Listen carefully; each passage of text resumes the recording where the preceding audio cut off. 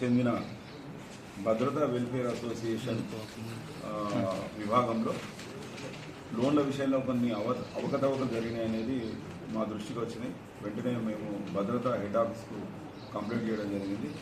దాని మీద జి కృష్ణమోహన్ రావు గారు ఏఓ గారు హైదరాబాద్ నుండి వచ్చి మాకు కంప్లైంట్ ఇవ్వడం జరిగింది. దాని మీద ఒక కేసు రిజిస్టర్ చేశాము.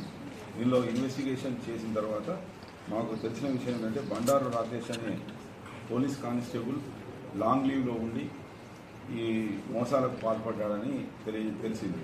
వెంటనే మేము పూర్తిగా బ్యాంక్ డీటెయిల్స్ ఇతర ఆధారాలు కలెక్ట్ చేసుకొని విశ్లేషిస్తే బండారు రాకేష్, పోతు హరీష్ కుమార్, తాళ్ళపల్లి మల్లేష్, సందీప్, సుంకరి శేఖర్, బుక్క కిషోర్ కుమార్ అని 6 మరియు కొంతమంది ఇతర వ్యక్తులు కలిసి ఒకటే ఇంటి మీద డిఫరెంట్ డాక్యుమెంట్స్ క్రియేట్ చేసి భద్రతా లోన్ తీసుకున్న తర్వాత మళ్ళీ ఐఓబి అంటే Indian overseas bank, HDFC, LIC housing లోన్ల బ్యాంకుల ద్వారా అక్రమంగా డాక్యుమెంట్స్ ఫోర్జరీ చేసి ఫేక్ డాక్యుమెంట్స్ సృష్టించి లోన్లు తీసుకున్నట్టుగా తేలింది.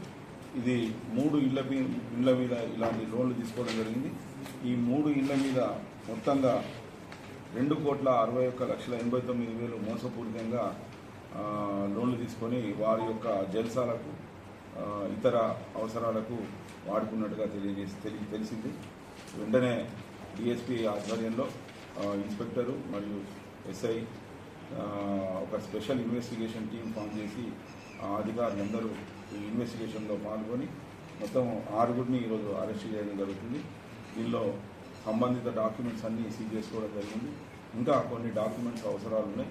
వాటిని తర్వాత ముందు కొంత ఇన్వెస్టిగేషన్ కంప్లీట్ చేసి చార్జ్ చేయడం జరుగుతుంది. అంతేకాకుండా ఈ బండారు రాకేష్ అనే కానిస్టేబుల్ మీద డిపార్ట్మెంటల్గా కూడా కఠినంగా యాక్షన్ తీసుకోవడం జరుగుతుందని తెలియజేస్తుంది.